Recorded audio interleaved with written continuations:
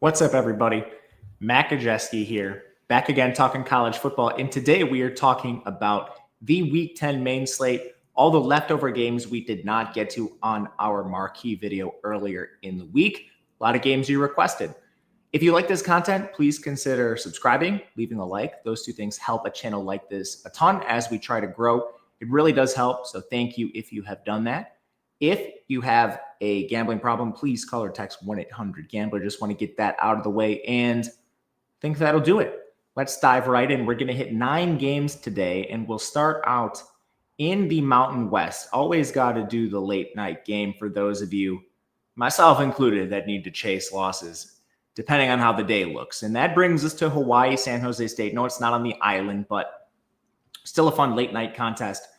San Jose State is a 2.5-point favorite. The total in the game is 57 points. And I want to start with an under in this game, which might be a little weird. These teams are actually first and second in pass rate. This is the two pass heaviest offenses you will find in college football. Both of these teams are fairly fast. San Jose State is 42nd. Hawaii is 43rd. But I think there are still some avenues toward an under. First of all, to get here, Hawaii's been quietly a pretty good team. They beat Stanford by 3 points in the opener. Then they lose to Arizona by blowout, beat San Houston State, beat Portland State. Nothing really to see there. They lost to Fresno State by 2 points, and they actually only had a 2% post-game win expectancy. After that, they beat Air Force, Utah State, and Colorado State, so basically the bottom of the Mountain West. And against Air Force, they had a 26% chance of winning that game. They gave up 10.5 yards per play. Yes, that is a first down every play on average that Air Force ran. Meanwhile, San Jose State had a tough loss in their first game to Central Michigan. Then they lose to Texas predictably, beat Idaho by just 3 points. They lost to Stanford by a point where they had a 52% post-game win expectancy. Follow that up with a win against New Mexico, but then they dropped their last 2 games to Wyoming and Utah State. Both of these teams will come off a bye. For the most part, these teams are fully healthy. San Jose State has had some trouble at running back, which has kind of been figured out at this point. But mention the pass heaviness of both teams. Right now, Hawaii is actually a little bit disappointing offensively, which is kind of weird to say. I thought this team would be better. Micah Alejado has been fine under center at 65% completion percentage, but after a hot start, his rushing efficiency has really dropped, and he suffered a hamstring injury right away in the opener. So you have to wonder, how much is this actually affecting him? They've had some receiver injuries. Nick Senecal in particular, who's back in the lineup now. He has been in and out of the lineup because of injury, and he's kind of struggled since he's come back. And obviously this team is not running the ball. So that gets you all the way to 117th in receiving efficiency, 127th in rushing efficiency, which is pretty wild for a team with this record. Now, they're not very good on the offensive line, 118th in pass blocking, 96th in run blocking. So you've not really received any favors from that unit. You kind of just have one player in Zen Sotelo who's above average. The rest of them are tough. And Dean Brisky at tackles had a really rough year. There's no way to really put this. And now you're taking this offense facing San Jose State, who faces a similar offense every day in practice. Their defense is 96th overall. They are 129th in coverage. So this is a little problematic. Better up front. 36th in run defense, 67th in pass rush. There is an avenue for San Jose to have success on defense, and you have to think it largely just comes, all right, this pass rush gets home before Hawaii can throw the ball over the top. And to do that, basically you have to have your edge rushers, Tanela Latu, Vili Tafuafa, Gafafaga, who's their best player at defensive tackle. They all need to get home because on the back end, it definitely has been a little bit weak for this team. You have 2 good corners, like average corners is probably a better way to put this, with Larry Turner Gooden and Jalen Boehner. But the rest of this unit is below average. The rest of the 3 players they're using regularly. So that is a concern. But overall, the San Jose State defense is a little bit better than you might have thought. And Hawaii's honestly won a lot of games through their defense. They come in 50th overall. They're 113th against the run, but 24th in coverage. So it's definitely not going to be an easy matchup for San Jose. This Hawaii defense is quietly climbed towards the top of the Mountain West, and they are actually pretty balanced. Jackie Johnson is good off the edge. Interior, Dejon Benton, and Dejon Benton is a P4 transfer, I believe USC, if I'm not mistaken. No surprise, he's good.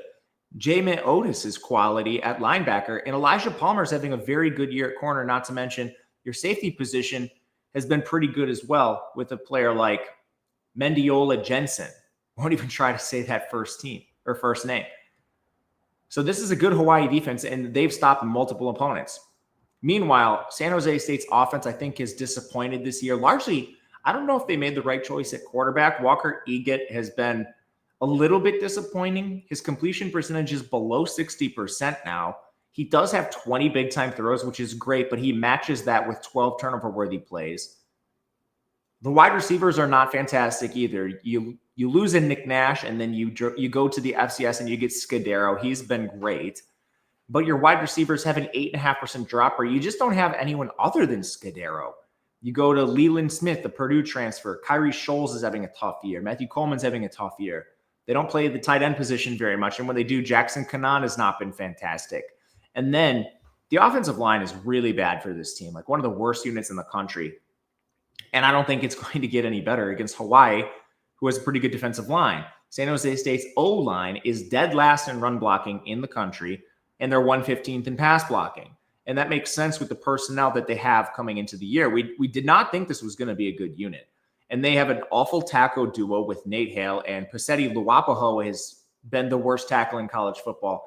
And that's not an exaggeration. This is, to find out, honestly, you can query some of these things like, let's look at all offensive tackles that have played this many snaps. When you combine his run blocking efficiency with the amount of pressures he's allowed, he is the worst tackle in college football. The worst. He plays for San Jose State. So I think Hawaii's defense has a pretty big advantage in this game. And then as long as Hawaii doesn't rack up 50 points, 45 points on their own, I think there's a good chance they end up stalling at times to potentially get this towards an under. So we played this. The more I talk through it, the more I'm interested in a Hawaii position. I'm going to look up and see what this is in the back end of the model just quickly. I know it's bad radio. I apologize, guys, but it doesn't really make a lot of sense. Hawaii, when they travel, it's tough for them. Their home field is worth a ton. And then they obviously have wild travel trips, even like going to San Jose, who on paper is not their farthest trip. That's still a long flight. Yeah, the model makes this Hawaii minus a half a point. I need to look more into this. Just talking through it, pretty interested in a Hawaii position. But so far, we're going to ride the under and maybe look at some Hawaii. We'll see. The Pac-12 championship, kind of. They played twice, so we'll have to talk about this game a second time. Washington State plays Oregon State. I think two teams that have wildly underachieved this year. 3.5 point spread in favor of Washington State, who is hot. They've played well recently. Oregon State has been a disaster, and the total in the game is 47.5 points. So to get here, mention the hot play from Washington State. They beat Toledo by 21 points in their last game, and honestly, it could have been worse. Washington State had 2 interceptions. Toledo didn't score on them, though, so maybe it couldn't have been worse. But Toledo also did themselves no favors. They had a turnover on down at the Washington State 31, the Washington State 19. They also threw an interception. So I actually, the more I look at it, maybe that should have been closer. But Washington State lost to Virginia by 2 points. They played Ole Miss to 3, pretty good in those two contests. They beat Colorado State. That was a beatdown. And otherwise, in the early part of the year, they were playing who is now a backup quarterback. Their only marquee win kind of before that happened was San Diego State. They blew them out. Otherwise, got blown out by Washington, North Texas, Idaho by 3. It's been an up and down year for this team. Meanwhile, Oregon State has been a complete and utter disaster. They were 0-7 until they beat an FCS Lafayette last week. Most of their games were not very competitive, blown out to Wake Forest. The App State loss. They should have won that game, 88% post-game win expectancy. And honestly, they had a 59% post-game win expectancy against Houston. Otherwise, blown out at Oregon, Texas Tech, Fresno State, and Cal. Kind of expected. Most of those are P4 teams. A lot of injuries in this game on both sides of the ball. For Washington State, Devin Ellison at receiver, Jalen Caldwell, Christian Hillboard on the offensive line, Isaac Terrell on the edge, Ram Stevenson at defensive tackle, Max Balud and Caden Beatty, as well as Mike Sancho, all in the front 7 on defense. For Oregon State, Darius Clemens tore his Achilles before the year. Bryce Caulfield at tight end has been hurt. Jacob Anderson, Van Wells, and Jacob Strand on the offensive line. Nico Taylor, Jacob Schuster, Rajon Davis, Noble Thomas, and Tyrese Ivey, all injured on defense. And it's kind of just been a messy season overall. They played 9 offensive linemen over 100 snaps. That's Oregon State. I mean, and you can guess they're 110th in pass blocking, 87th in run blocking. You just don't end up playing 9 offensive linemen 100 snaps this far into the season for one reason or another, injury or poor performance. But you don't have a good offensive line if that's what you have to do, unless you're Georgia. So it's hurt Malik Murphy. Not that he was that talented to begin with. I think there were a lot of questions when they added him. But his completion percentage is 58.5%, 6.5 yards per attempt, 10 big-time throws, 12 turnover-worthy plays, 10 sacks. Doesn't run at all. And we've started to even see Gabari Johnson a couple times in games. So they're not impressed. I'm not either. But it's not that he's better than this, I would say. He's not good, but I think his skill position players have let him down. 8.5% drop rate, nearly 9%, honestly. O-line is a bad unit. They don't have any run game, and part of that's offensive linemen. We thought Anthony Hankerson was the strength of this offense, and it turns out they just don't have the infrastructure where even he can succeed. Now, Washington State's defense is 91st. The problem is, for Oregon State's offense, you want to beat Washington State over the top? They're 112th in coverage, 84th in run defense, 54th among their pass rush. And yeah, Oregon State's going to try to throw. They've tried to throw throughout the year and had little success against worse defenses than Washington State. So I kind of am worried that Oregon State's not able to move the ball. When you look at this Washington State secondary, I do think they have a couple decent pieces like Tucker Large. He's an FCS transfer. He's fine. Colby Humphrey's been a pretty good player too. And Jamori Colson's one of the few holdovers they have from the previous regime.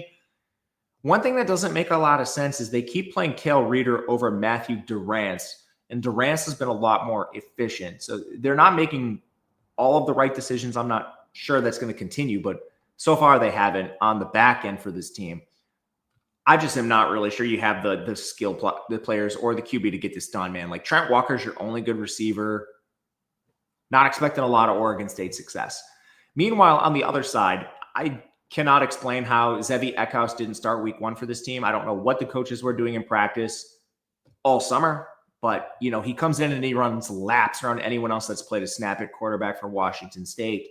65% completion, 7 yards per attempt, 9 big-time throws, 4 turnover-worthy plays, and he has 6 interceptions. This is wildly unlucky for him. He has taken 10 sacks, but the pressure rate's a little high, 34%. That was not expected to be his strength. This offensive line is 120th in pass blocking, 103rd in run blocking. So not super surprising there.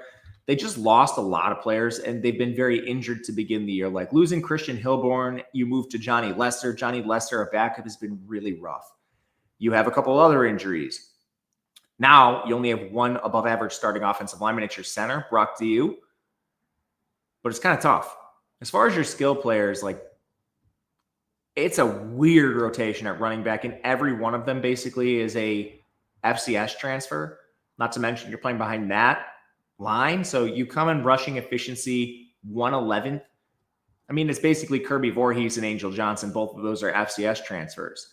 Your receiving room is pretty weak. Somehow they retain Josh Meredith, and he's been the most efficient. But then you go to Cal transfer, Jeremiah Noga, Tony Freeman, and it gets worse from there. Ellison, again, has not been able to stay healthy. So you're just kind of limited offensively. But Oregon State's defense, they come in 109th. Not really good at anything. 86th in run defense, 112th in pass rush, 108th in coverage. Do they have any good players? I think they're, how do I put this? I think they've kind of underachieved up front. They run this nasty rotation on the defensive line, and I really can't understand it. Like their most efficient player on the defensive line is JoJo Johnson statistically. He has 169 snaps. Second is Takari Hickle. 289 snaps. They did get back Kai Wallen from injury off the edge too, so maybe that helps. Aiden Sullivan has had a good year at linebacker. I kind of think this D-line is better than what they've shown on the field. So I'm going to be a little hesitant here. I don't know why they haven't quite obviously they fired their coach, so I mean something wasn't being maximized. I don't know if the interim staff is going to be able to maximize this now, but on paper, this defense, especially their front seven, should not be as bad as they've been. Now, the secondary is a different story. They're rotating a lot of guys. The only two that really come in with above average marks, really there's only one. Vajrawale at corner. You could argue maybe Jaheim Patterson, but you look at Washington State, 49th in pass rate. Yeah, they could probably take advantage of this. Ultimately, at the end of the day here, I'm more interested in an under than anything else. And it comes down to one, pacing is awful. Washington State, 133rd, Oregon State, 90th. I don't expect Oregon State to have much success offensively, largely a self-inflicted problem. Washington State, I think, is facing an underrated Oregon State defense. I do think that is the best advantage in the game that either team has, just Washington State throwing the ball over that secondary. But I kind of think the Oregon State defensive line and front seven is a little underrated. So we're going to lean under. I might end up playing a Washington. This is another thing where I kind of just talk myself into. That is aside. But we're going to pause and see what happens as we get closer to kickoff. Kentucky, Auburn. All right. We got some greasy SEC games on the docket. This is one of them. 11-point spread in favor of Auburn. Little interesting. Kentucky's played a lot of teams close. The total is 45 points. Pacing in this game is around average. Kentucky's 80th, Auburn 73rd. Pass rate for both teams is pretty low. You're going to see outside the top 80 there. The biggest story in the game is the quarterback situation with Auburn. I guess before we get there, let's talk resumes. Kentucky had a reasonable non-con. You know, they have Toledo, Eastern Michigan, 2 wins. Since then, you lose to Ole Miss by 7 points. South Carolina, they kind of got blown out. Georgia, they got blown out. But then Texas in OT and Tennessee, they lost 56-34. It's a reasonable game. Basically, Kentucky over the last few years, and especially since they lost Liam Cohen as offensive coordinator, they've kind of just turned into a team that's getting beat most weekends, that will play some teams close and maybe pull off an upset they shouldn't. And that's kind of what we've gotten. Against Texas, they had an 84% post-game win expectancy. They fully should have won that game. Ole Miss, they only had a 5% post-game win expectancy, but they were in it. And then the Tennessee game, Kentucky threw a pick 6 at midfield. They also had a fumble that gave Tennessee the ball at the 6-yard line. They missed a field goal. They gave up plenty of explosives. So it was kind of rough. For Auburn, they beat Baylor, which I think that's aged poorly at this point. Baylor we see is a middle-class Big 12 team, kindly put. They beat Ball State and South Alabama, so a MAC team and a Sun Belt team. Then they go out and lose to Oklahoma by a touchdown. They lose to Texas A&M 16-10 in a game that should have been way worse. Texas A&M did themselves no favors. The loss to Georgia, the loss to Missouri, and they beat Arkansas last time out. They kind of traded games there. Missouri, they had a 74% post-game win expectancy and loss, but Arkansas, they were down at 40%. And the reason that they end up winning that game is because, well, both teams did have a turnover that ended up being a score for the other team. Both teams had pick sixes. But additionally, Arkansas had a turnover on down at the Auburn 30. They fumbled at their own 41. They had an interception at the 36, and then another interception to end the game. Not to mention they allowed 230 rushing yards to Auburn. Injuries in this game, mainly just Fred Ferrier and Troy Stellato for Kentucky. They're getting healthier. It looks like Seth McGowan's going to be back. Damari Elston left Auburn at running back, but Horatio Fields and Connor Lew are out for the year. That's their starting receiver and center. Cam Coleman's battling an ankle sprain, but looks like he's going to give it a go. So for Kentucky, Cutter Bully's been all right. I think there have been flashes. They've kind of come few and far between. 65% completion, 7.6 yards per attempt, 3 big-time throws, and 8 turnover-worthy plays. He's taken 15 sacks. That's been the biggest problem. The pressure-to-sack ratio of 27% is too high. But what is he working with? I mean, honestly, the O-line for Kentucky is not that bad. The problem is the skill players. You go out and you lose Dane Key, Barry, and Browning, and you go and replace them with just cast-offs from Power 4 programs like Kendrick Law, Troy Stellato. Like, what are we doing? Ashton Kozar hasn't even played a snap this year, the SMU transfer. So your starting receiver unit is Kendrick Law. He's been their best, and he's been okay. But Hardly Gilmore, he's been all right. Jamori Macklin's a G5 transfer. Fred Ferrier is a G5 transfer. Troy Stellato's played 35 snaps from Clemson. And he's hurt. So they just haven't gotten what they paid for in the transfer portal. And I'm not sure why they paid any of these guys.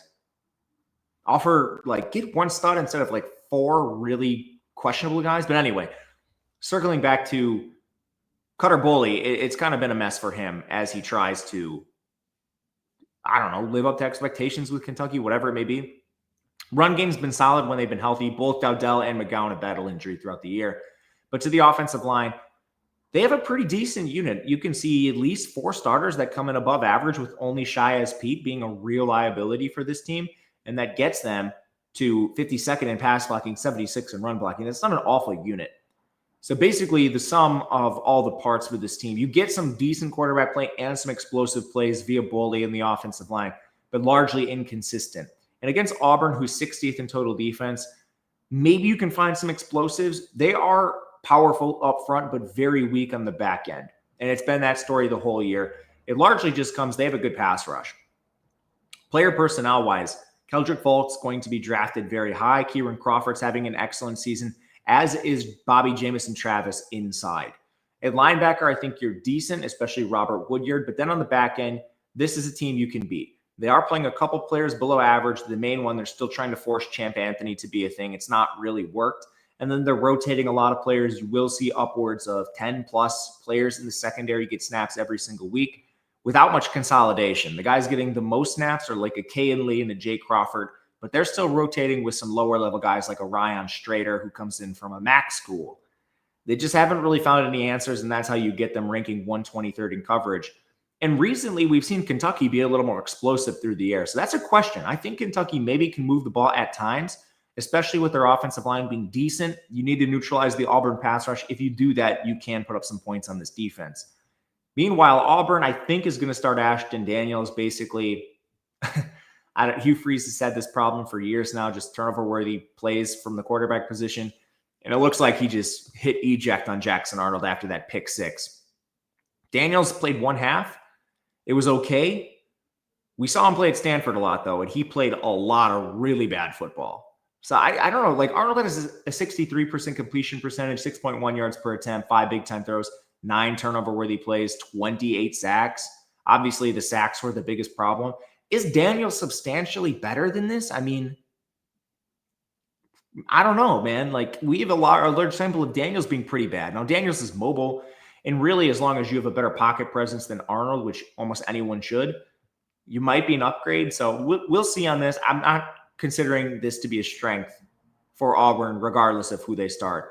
I mean, the real answer for me would just be like, your season's, you're not getting to the playoff. Like, let's just see Deuce Knight, your 5-star freshman. Because, like, to be honest with you, I don't know if Hugh Freeze is making it out of this season. You're wasting Deuce Knight anyway if you're not making it out of the season. I mean, we'll see. But the infrastructure here, the offensive line is okay. It took a pretty big hit when they lost Connor Liu, their center. You move to a 17-year-old true freshman who's flashed, but then the overall body of work for Kale Ellis has been a bit of a problem. He and Xavier Chaplin are your 2 main problems in the offensive line. Dylan Wade's not been fantastic either. You have a great right side with Jeremiah Wright and Mason Murphy, but now your left side was a little bit suspect, and you just added a center to the mix that's a 17-year-old, so that has not gone well.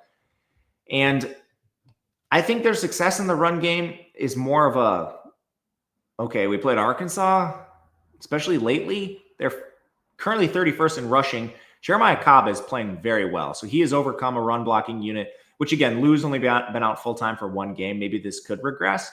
But their run game is fine with Auburn, especially with Cobb being the focal point. Their receivers have underachieved this year, which is a bit surprising because Cam Coleman, he's not lived up to expectations, largely because of drops. Eric Singleton has not made the transition from Georgia Tech effectively. He's been okay as well. And then they've sort of split Perry Thompson and Malcolm Simmons. They lost Horatio Fields pretty early. This has the ability, or I guess the potential, to be a very strong unit. They just have not lived up to expectations so far. And you could argue that is a Jackson Arnold thing, and perhaps you're going to get more out of Daniels. I could see that. So they're facing Kentucky's defense, the strength of their team by far. They're 46th overall, 24th in run defense, but 114th in coverage. It's a similar problem. You can get beat over the top, but can Auburn take advantage of that? When you look at Kentucky's secondary, it's another team that has a lot of rotation on the back end. And only a couple players I think you really trust. The 2 best players are Quaysheed Scott and Terrion Nichols. But it's not a unit that is formidable, even if there are a couple players. So, I mean, Auburn's going to hope the QB change can really take advantage of this, because this Kentucky front 7 is quite good. David Gustis had an excellent season. Tavian Gadsden, 2 elite defensive tackles. Mike Keys, Grace Humphrey on the edge. You could talk me into an under in this spot, but I'm mainly leaning the Kentucky direction, largely because pacing is average to below average. Both offenses are facing tough matchups for what the opponent wants to do. Both teams good at run defense. This could be a spot where neither team gets much going offensively. Interested in an under, it just comes in already pretty low at the 45 points. So we're going to lean Kentucky's direction and see where this line goes through kickoff. Next up, another greasy SEC game. It's South Carolina taking on Ole Miss. Ole Miss is a 12.5-point favorite in this game, a 55 total. And interesting spot. South Carolina to get here has been up and down. That Alabama game was close, but they still only had a 16% post-game win expectancy. Now, Sellers throwing a pick six on a tip pass definitely didn't do them any favors. But Bama had some weird stuff happen themselves. They got strip sacked at one point in that game. It was a overall pretty greasy game. Prior to that, they got blown out by Oklahoma, 10-point loss to LSU. They beat Kentucky, and then they lost to Missouri by 9 points, as well as Vanderbilt by double digits.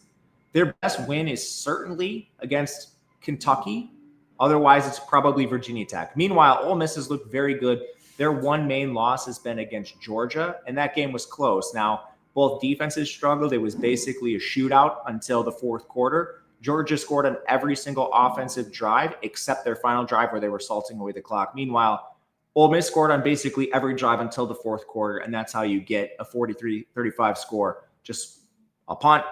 That was enough to cause them to lose. But after that, they played Oklahoma. Very good game, 53% post-game win expectancy, and they left points on the board, even just looking at what Trinidad Chambliss did. He overthrew 2 wide-open touchdowns, and some other weird stuff that happened in this game.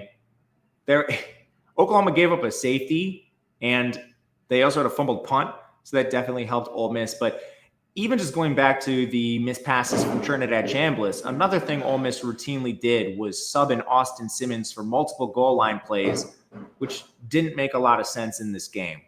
I'm not sure why you were doing that at all, but it was a problem. Otherwise, so far this year, Ole Miss beat LSU by 5 points. They blew out Tulane. They beat Arkansas by 6, and they beat Kentucky by 7. So they've definitely lived a little dangerously, especially early in the season. Not many injuries. Case and Henry for South Carolina, Taj Chambers for Ole Miss. Lenora Sellers is having a good year considering what they put around him. He's going to get drafted pretty high. But it's hard to look at any of his statistics because you go to the infrastructure and you see a 43% pressure rate. He's taken 25 sacks. What is he supposed to do? He's been semi-efficient as a thrower, but he has an 8% drop rate, 8.5% from his receivers. And you look at the 3 interceptions, he just threw one last week that was literally in the hands of his wide receiver that his receiver, instead of catching, turned and hand-delivered to a defender for a pick 6. At some point, it's just an untenable situation. And this was kind of the expectation coming into the year, unless we saw some drastic changes, because 5-star tackle, he's now a sophomore, but Josiah Thompson had an awful freshman year where they threw him into the fire. He's not developed. He's still a well below average tackle. You did get back Shedrick Surratt in their last game to compete at guard, but he still was not ready for a full-time role. So you saw Nick Sharp and Trovon Ball play. They've used Tree Bobbleade at the tackle spot with Henry down, and that has not gone well. And then they still have no answer at center with Boaz Stanley holding that down. Your run game has been a huge disappointment with, Rashul Faison. They got cleared. It doesn't matter. He's still bad. Your best player has honestly been Matt Fuller. And then your highly recruited receivers like Vandrevius Jacobs, 4-star, Nick Harbor, 5-star. Disappointments. And then you go down the list. Donovan Murph and Brian Rowe, freshman. Maybe with time, but you're relying on those guys more than you want to because Jared Brown, the Coastal Carolina transfer, 73 snaps. Last year, 4-star, Mazio Bennett, 120 snaps. He hasn't been able to be on the field. It's tough, man. It's tough out there. Sellers has been hung out to dry. And now you're facing Ole Miss's defense, which is a limited unit, but they still are they're consistent across the board. Like they're 54th. They don't have a clear weakness or clear strength. 61st in run defense, 51st in coverage. See, it's hard for me to see this South Carolina team having a lot of success against Ole Miss. They're just so balanced. But at the end of the day, Ole Miss has been in a lot of shootouts this year. I think their best players still come up front. I'd be more worried about running the ball. You're facing Cam Perkins and Cam Franklin and Suntarine Perkins, there on the edge. Xavier Harris and Will Eccles at defensive tackle. But then even like Kapina Gushikin's been a solid nickel defender for this team. Antonio Kite has been an excellent corner. It's more your weak links that have held you back for this team. But overall, I'm a little worried about this offense facing Ole Miss's defense in this game. And then conversely, Trinidad Chambliss has been excellent. And apparently they've left a lot on the field. The Austin Simmons plays don't make a lot of sense. The missed passes from Chambliss. This could be even more efficient because the offensive line it's gotten a little better. It's a weird imbalanced unit. They're 115th in run blocking, 39th in pass blocking. But we had low expectations for this unit. And Jaden Williams has developed. Patrick Kutas, the Arkansas transfer, has been fine. Diego Pounds has climbed his way to average play, so that really just leaves two below-average players, new starter Bryson Centers, and UAB transfer Delano Townsend as your below-average guys inside. It's a workable offensive line. Kewan Lacey is doing a lot in spite of that. He's very efficient. Yards after contact per attempt, forced missed tackles are certainly there for him. And then your receiving core is very deep. Duzon Stribling, Harrison Wallace, and Deuce Alexander via the transfer portal. Kayan Lee was an incumbent. And they're actually getting a lot out of four-star freshman Winston Watkins. He continues to play more and more. He had 37 snaps last week. It's nice that they're now getting him involved. And plus, Daquan Wright is having an excellent season at tight end. It's a tough offense to deal with as Georgia, as Oklahoma. Like, they're going to score on teams. And then South Carolina, 65th in total defense. Looks like they might be pretty good up front. Had a reasonable game against Alabama there.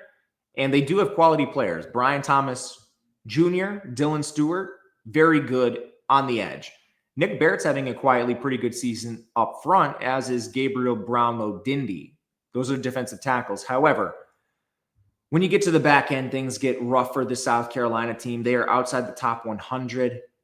They have one really weak link in Judge Collier. He's been mixing time with Vicari Swain. They have made some changes in their secondary, and they've battled some injuries throughout the year. Like Brandon Cisse missed some time. DQ Smith missed a little time, as did Peyton Williams. They could be fully healthy in this game. And if you have a secondary that looks like Cisse and just bench Collier, play Swain. Let's say they do that. I'm not sure they will. But you bench Collier, you play Swain. Jalen Kilgore. Then you have Peyton Williams and DQ Smith. That's not a terrible defense. I would argue they're still worse than Oklahoma, who this Ole Miss team just was able to move the ball on, but it's not an awful unit. Overall in the game, I'm a little more interested in an over than anything else, but it's going to come down to South Carolina doing their part offensively, which I'm not 100% sure they do. Now, one thing you can say is there will be extra opportunities. Ole Miss is 10th in pace, South Carolina is 41st. But I really doubt the South Carolina offense. It'll be a pass for me. More than likely, this needs to come down below 55 if we're going to consider. Miami SMU ACC clash. This is a mess of a conference right now because of the imbalances and the scheduling. They have too many teams and too many bad teams. So you get Virginia and Georgia Tech controlling their own destiny. And Miami catching one loss might be boxed out of a conference championship. But they're going to get a good opportunity here against another one loss in conference. Let me specify in conference. I know SMU's taken other losses. But another team towards the top, even if SMU is disappointed. Miami obviously was on the warpath to begin the year. Incredible wins over Notre Dame, South Florida, Florida State. Then that's where the wheels started to kind of fall off. They beat Florida State by 6 points in a game where they should have blown them out, but they took the coward's way out at the end and ran past every single time they had the ball before allowing Florida State to kind of make it close. It was sort of out of reach, though. Then they lose to Louisville. Just an incredible game plan. To get into that quickly, I know you probably have heard it. Louisville won that game even with the biggest mismatch, I think, on paper this year in this conference. Louisville's O-line against Miami's D-line, a mismatch in favor of that D-line. How did Louisville get it done? Quick game. They used quick game, and Miami had no answer for it. Pretty wild. And not to mention 4 Carson Beck interceptions won't help you there either. They did rebound, but it was against Stanford. Who cares? Now you're going to have to do it against SMU. But SMU has been down. They just lost to Wake Forest last week with a 38% post-game win expectancy. That game was riddled with turnovers. But Wake Forest played their backup quarterback most of that game too. That was an egregious showing from SMU. Prior to that, they beat Clemson, but Clemson played a backup quarterback, beat Stanford, should have been closer than the final score. Stanford threw a pick six, beat Syracuse. This team lost to TCU and Baylor, two average teams in the Big 12. I'm not really sure, man. They've racked up a ton of injuries, and this is the most important injury report that we'll talk about. They had a lot of guys in and out of the game last week that I'm very curious how they stand up through the week. PJ Williams, Logan Pear, and Savion Byrd all played limited snaps because they were in and out of the game. Those are all offensive linemen. Matthew Hibner left the game at one point at tight end. Chris Johnson left the game at one point at running back. Cameron Robertson was listed questionable all last week. He didn't play. Kevin Allen at defensive tackle. Justin Medlock at linebacker. Jalen Davis-Robinson missed their last game at corner. They've already been without Lamadrick Spencer. Not to mention, Kevin Jennings is limping around every single game. I have a lot of questions on the overall health of SMU, and Miami basically comes off a bye week. They held out Akeem Mesidor just because their opponent was lifeless. So here we are. SMU, walking wounded. Miami should be at full strength. Carson Beck, in spite of that performance in their second most recent game against Louisville, he's having a good year. 73% completion percentage, 8.2 yards per attempt, 7 big-time throws, 6 turnover-worthy plays, only 3 sacks. Excellent group of skill position players, one of the best in the country. Your running back room is very deep, led by Mark Fletcher. Your receiving room, they hit on these freshmen, man. Malachi Toney is excellent. He's one of the best receivers in the country. CJ Daniels and Keelan Marion are quality transfers. You're even getting snaps out of like JoJo Trader's finally back, 4-star sophomore. Joshua Moore plays occasionally, 4-star freshman. Awesome group of skilled players. You rotate tight end. Your offensive line is very good. You have an elite player like Francis Mauigoa who's going to get drafted high. Markel Bell is a solid complement on the other side. Even getting like a former 5-star Samson Okunlola involved, it's a quality offensive line. Miami's going to put up points on you, and they're going to put up points on SMU. SMU somehow is 18th in total defense. Honestly, has been a bit of a disappointment in my opinion. And I think they're kind of taking advantage of some opponents they face. We mentioned the backup quarterbacks against Wake and Clemson. Then you played Stanford, Syracuse, a backup quarterback. The TCU game, they allowed a fair amount of production. Baylor was a disaster. It was a 48-44 shootout. And otherwise, you played FCS Missouri State they're not FCS anymore. FCS East Texas A&M and Conference USA Missouri State. I don't know, man. I'm not buying the defense. The efficiency metrics aren't great either. Nwakobia's had a bad year on the back end. Ahmad Moses had a bad year on the back end compared to what they did last year. You have Kyron Chambers being a severe weak link at corner. Robertson is banged up. I don't know if he plays in this game. I don't know, man. I think Miami has success on this against this defense, but I've said that before, and they've shot themselves in the foot. Meanwhile, SMU's offense has really struggled this year. Jennings has taken a big step back. I don't think he's fully healthy. Their run game is non-existent, whether it's TJ Harden, Chris Johnson, or Derek McFall. This team comes in 131st in rushing efficiency. Now, the receiving game has been a little better with Romello Brinson and Jordan Hudson now that they're both healthy. That has helped them. They've been able to move Jalen Cooper back to the bench. I don't know why they're doing that. I would play him over Yamir Knight, but they're not. RJ Maryland is kind of having a weak year. He's coming off a severe injury, so it's just kind of feel bad for him. Hibner, I hope he plays. We'll have to see on that. The O-line for this team is pretty good. PJ Williams is excellent. Joshua Bates is good at center. Logapar at guard. But again, a lot of these guys were in and out of the game. I just want to know that they're all playing if I'm going to be taking a position on SMU potentially in this spot. Because mathematically, we do show value there. Now, I should mention Miami's defense quickly, even though I don't think there's that much to say. This is the best pass rush in the country on paper with Mesidor and Bain. I mean, the Louisville data point certainly has me worried. Ahmad Moten, he did not live up to expectation against that Louisville rushing attack. But man, like Wesley Bissentine and Mo Torre need to play better at linebacker. You need more than just Keontae Scott at corner. Xavier Lucas, the Wisconsin transfer, needs to play better. He's been splitting time with OJ Frederick. Ethan O'Connor, safety, Zechariah Poyser needs to play better. He's just a G5 transfer from Jacksonville State. I don't know. You could throw the ball over the top of this team. I just don't think SMU is the firepower right now with their current construction to probably do this. I lean on Miami's side. It's going to require them getting back to their warpath and not get out coached, really, honestly. Don't get out. Jeff Brown will do that, but don't get out coached, man. We'll see. Georgia Tech, NC State. Undefeated Georgia Tech, 5.5-point favorite on the road here, 58.5 total. Georgia Tech having a good year.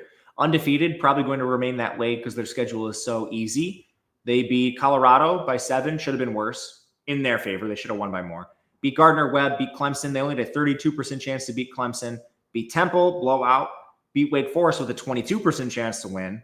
Blew out Virginia Tech, beat Duke by 9 points. That was a really weird game. Duke fumbled at the 1-yard line, which was returned for a touchdown and botched a field goal, among other things. And then they beat Syracuse with the backup quarterback. So it's been a very, very weak schedule, and this team should already have incurred 2 losses against Clemson and Wake Forest, but they were able to grease them out and win. NC State, meanwhile, is just a second-class ACC team. It is what it is. Their wins include East Carolina, Virginia, Wake Forest, Campbell. Their losses include Duke, Virginia Tech, Notre Dame, and Pitt. They don't really have a loss that is egregious, but the Virginia Tech one is a little bit suspect. It's just an up and down team. They have a really hard time playing defense. They need to win shootouts, and that's been the case through most of these games. For example, against like a Pitt, NC State had 9 penalties. Pitt had 5. NC State had a fumble at midfield. Pitt's only turnover was a touchdown or an interception at the NC State 10. So you have a couple more errors against a team that can score on you because your defense is so bad, and you end up losing 53-44 and you didn't, or 34, and you didn't actually play a bad game. Georgia Tech's injuries: Malik Rutherford at receiver, Harrison Moore on the offensive line, Matthew Alexander and Okello Stone on the defensive line, and then Amari Harvey and Jai Gilmore at defensive back. Good chance they were holding a lot of those guys out against Syracuse. That's just a commonality in this conference. You have a lot of pseudo bye weeks because there are so many bottom feeder teams. 2 or 3 times a year, you have games with the luxury of holding out opponents just because or holding out players because your opponent is lifeless. We had one of those for Georgia Tech last week. NC State's Justin Joly looked like a pretty bad hamstring pull on that touchdown he scored. It was a viral video where he had to end up limping into the end zone, but he made it. Props to him. That didn't look good. Anthony Carter didn't play last week on the offensive line. He was listed as a game-time decision. Linebackers Sean Brown and A.J. Richardson, then defensive backs J.J. Johnson and Brody Benhart have been out for a while. Haynes King plays a very limited game, but it's effective, especially against these bad teams. 72% completion percentage, 7.9 yards per attempt, 6 big-time throws, 0 turnover-worthy plays, 5 sacks. Does not create negative plays, and he does so much on the ground with his legs. They're able to sustain these long drives. And as long as Haynes King does not get hurt, this team is live to win every game the rest of the year. Jamal Haynes and Malachi Hosley have been excellent at running back, and this team has been running the ball incessantly. They are 121st in pass rate, 84th in pace. Nothing is probably going to change here. Their receiving game, when they use it, has actually been efficient. They're 33rd.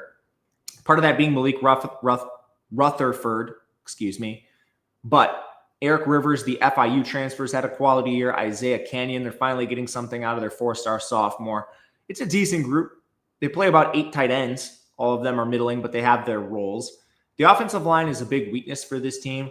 They've masked this just largely by Haynes King being a wizard and playing a very specific style of offense that doesn't ask them to drop back a lot and expose these weaknesses. So they come in around 55th. And it's a unit that has some quality players and some weaknesses.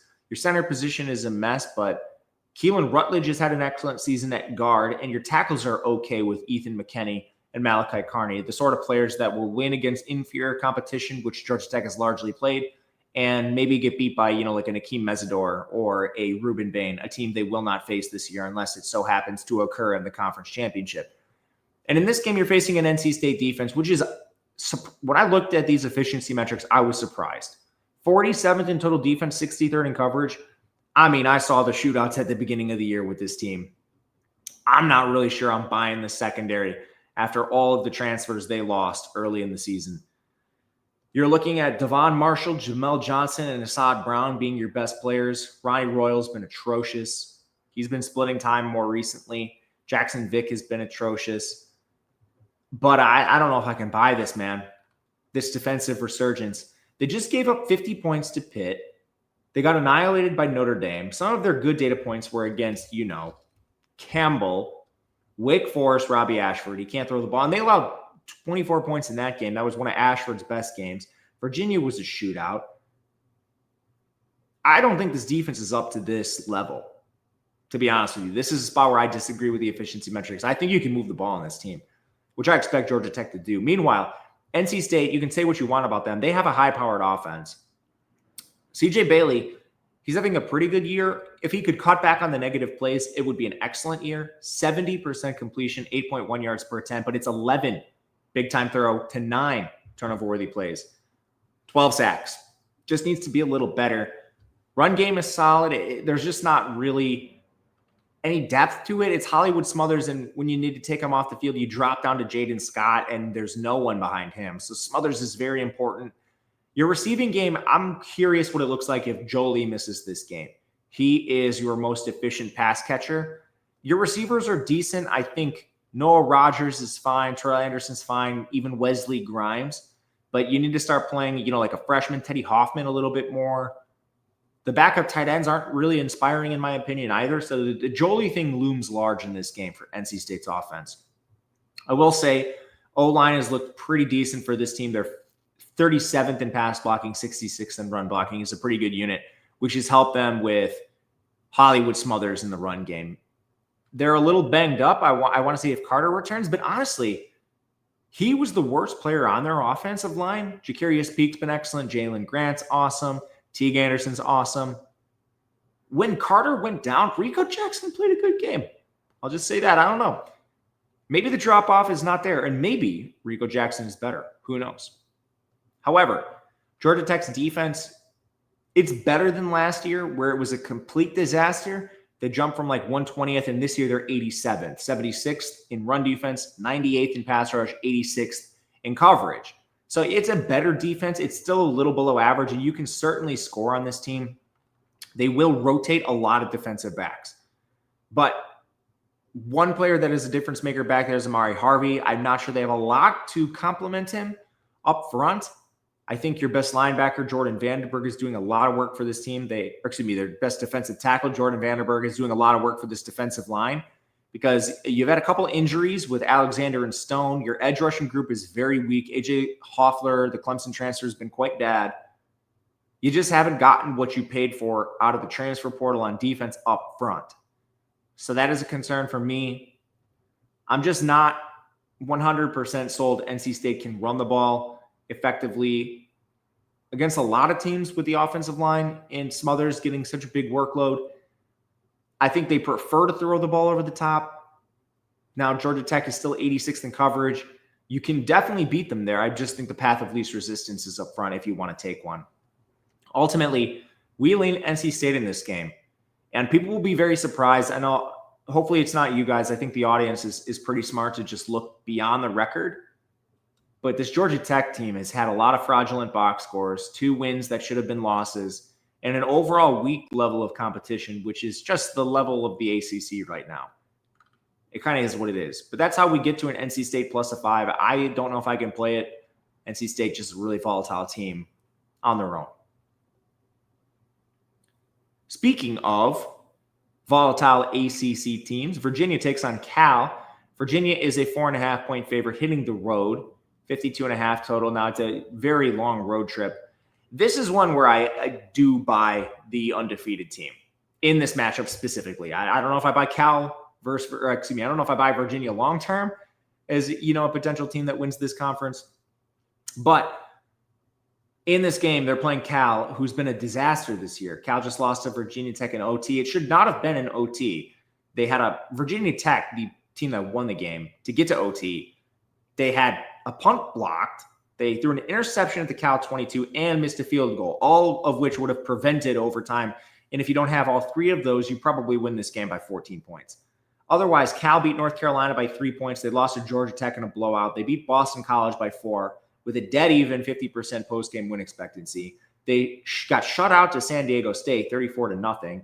And the weirdest thing was the 2-game stretch where they beat Minnesota, that was at home, before getting shut out by San Diego State. All in all, it has been a rough year for Cal.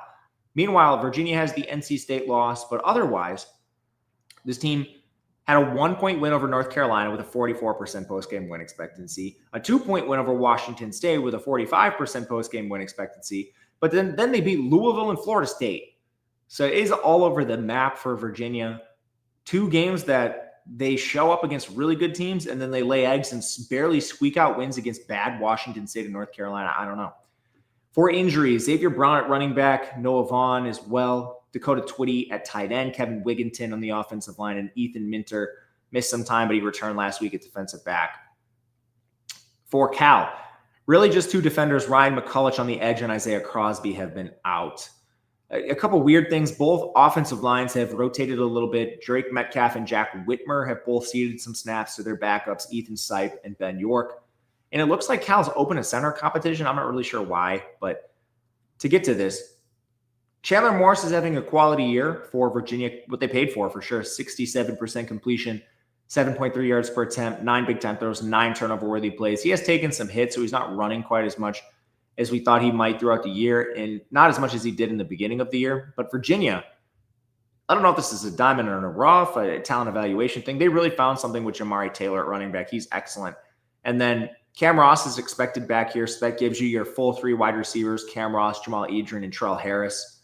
Not to mention, you lost Twitty, but yet Sage Enos is a quality tight end, former Clemson transfer. So your skill players, it's a well-rounded group. I won't say it's the best in the conference, but it's a quality, well-rounded group.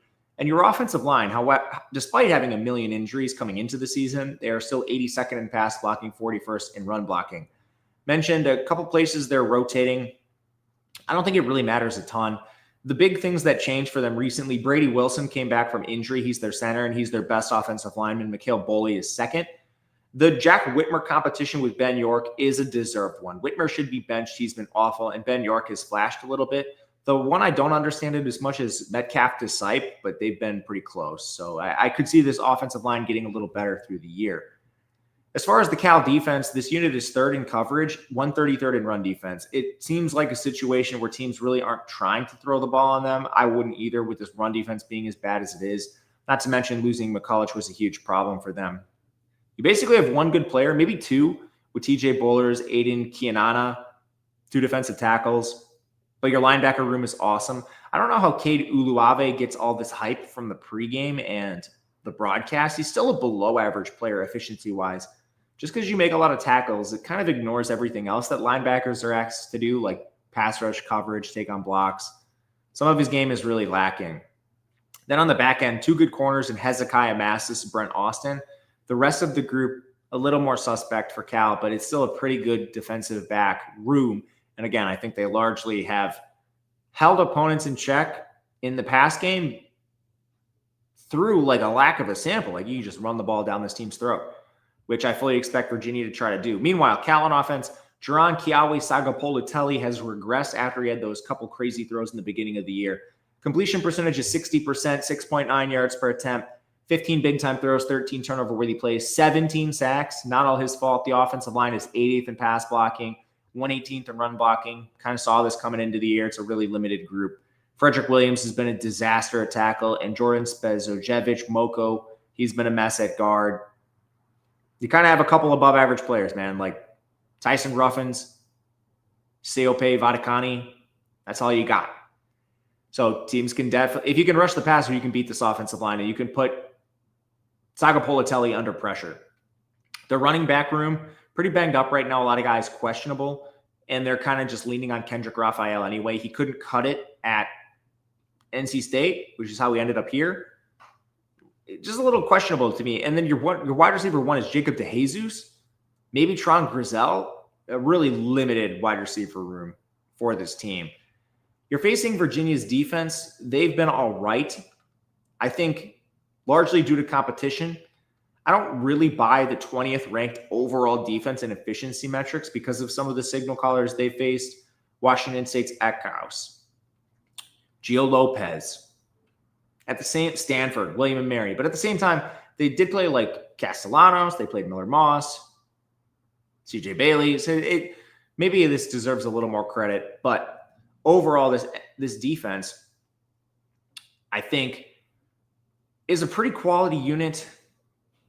The best players, Mitchell Melton, Daniel Reichert, Fisher K-Mac's been okay. Jacob Holmes, they're all transfers, so they are kind of getting what they paid for.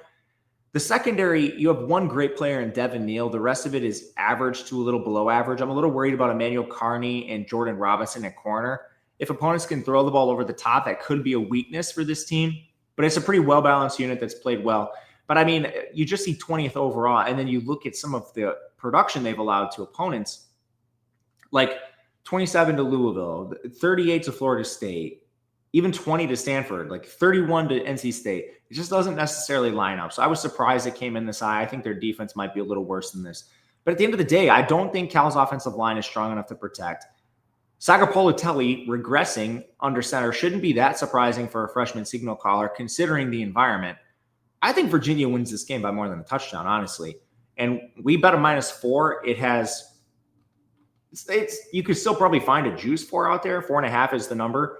We make this -9. It's one of the most valuable spreads on the board according to the model this week, which is tough. The one hole that the model might have, like Cal has a distinct home field advantage rating. It might be a little higher for like this game where Virginia travels across the country. I'll just say that. That's where the potential leak could be.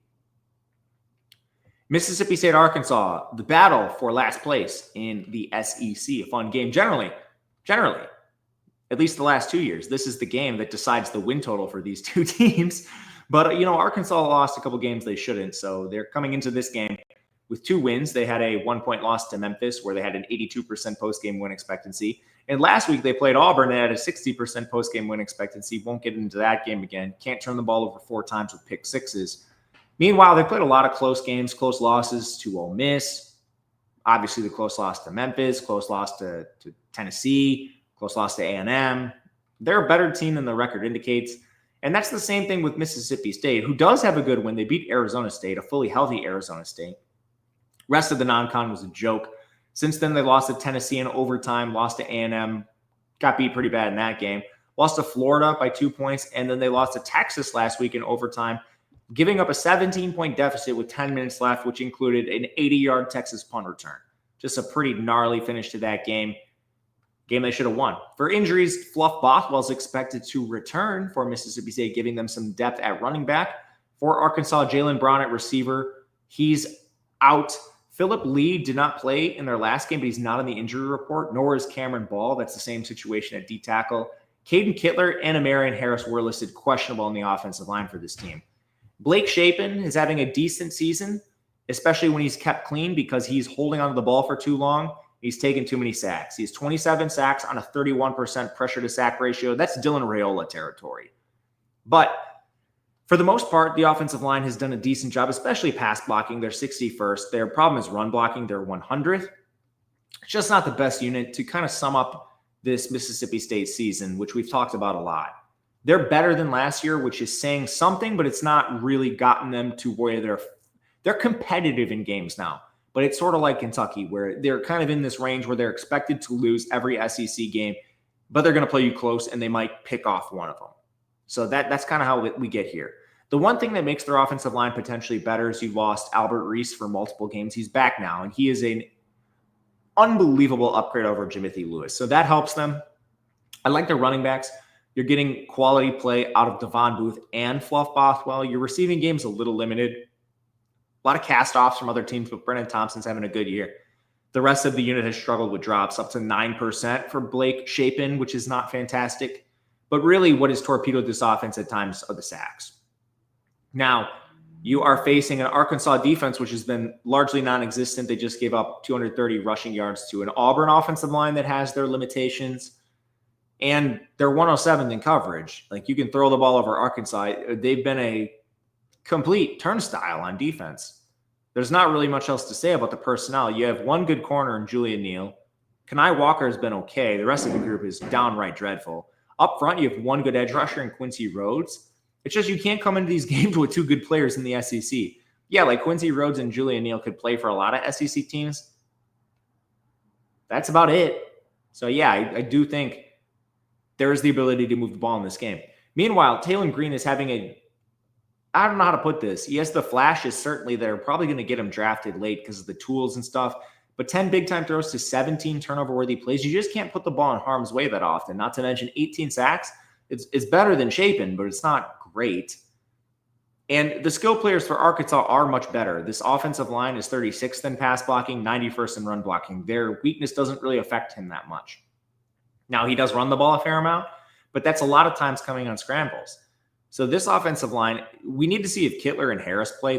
Those would be really bad losses for this team if they can't go, because then you're working with pretty low-level backups. Corey Robinson and Fernando Carmona are your two best players. Kobe Branham is third.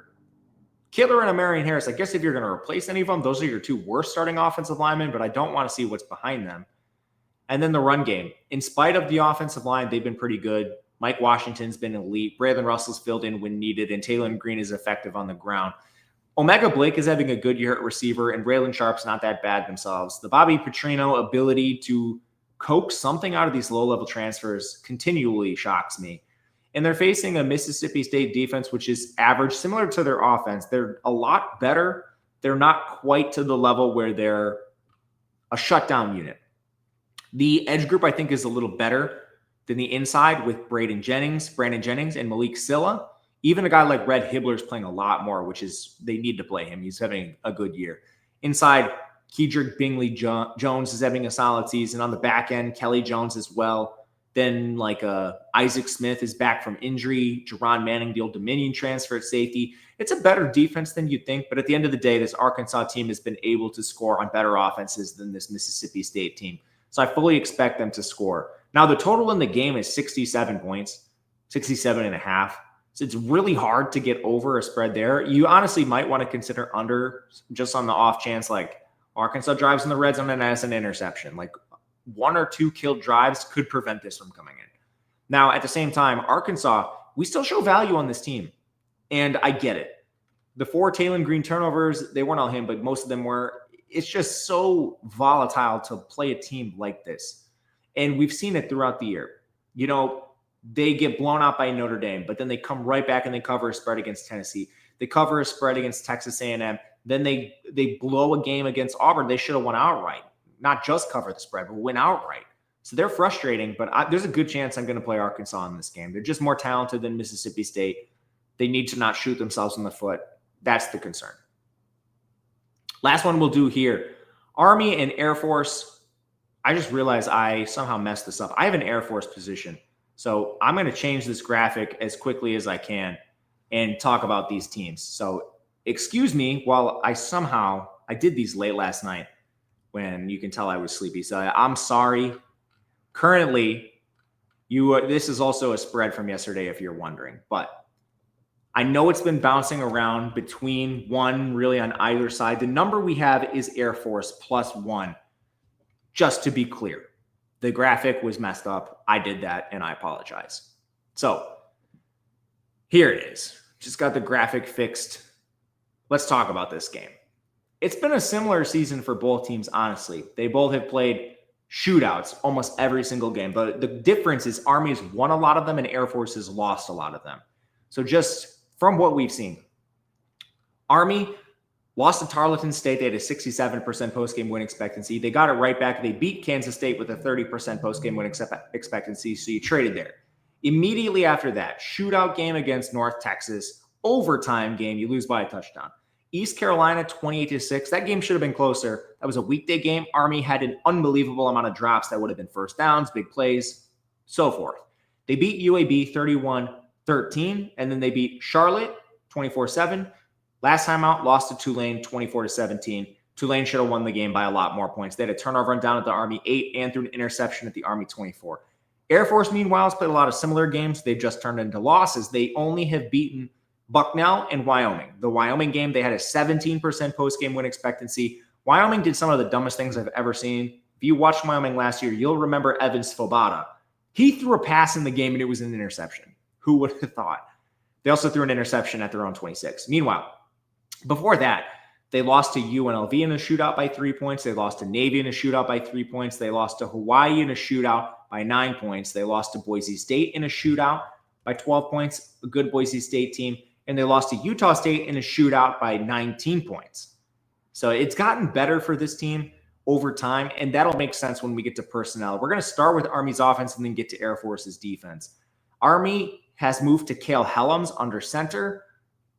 He's an average Armed Force quarterback. I thought Coleman was a little better. It doesn't matter what I think. Helms is the man, and he's mainly going to run the ball, which he's been fine at.